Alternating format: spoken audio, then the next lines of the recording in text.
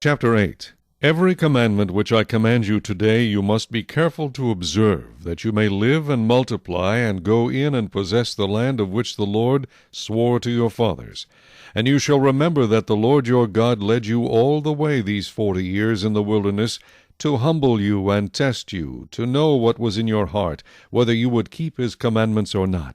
So he humbled you, allowed you to hunger, and fed you with manna, which you did not know, nor did your fathers know, that he might make you know that man shall not live by bread alone, but man lives by every word that proceeds from the mouth of the Lord. Your garments did not wear out on you, nor did your foot swell these 40 years. You should know in your heart that as a man chastens his son, so the Lord your God chastens you.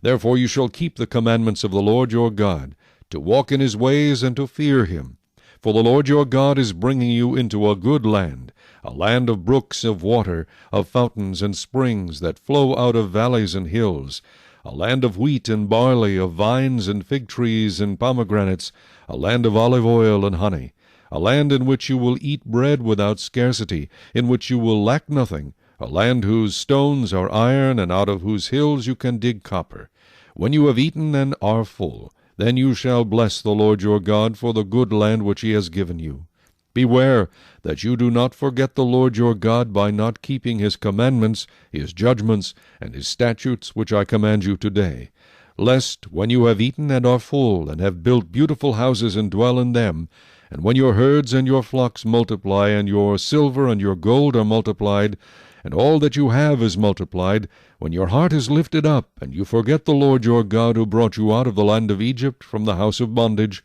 who led you through that great and terrible wilderness, in which were fiery serpents and scorpions, and thirsty land where there was no water, who brought water for you out of the flinty rock, who fed you in the wilderness with manna which your fathers did not know, that he might humble you, and that he might test you, to do you good in the end.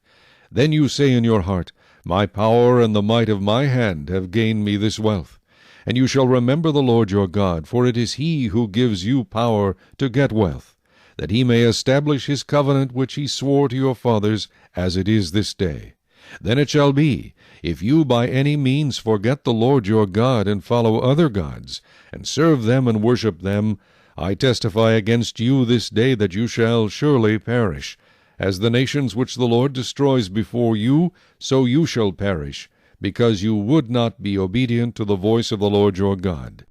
Chapter 9.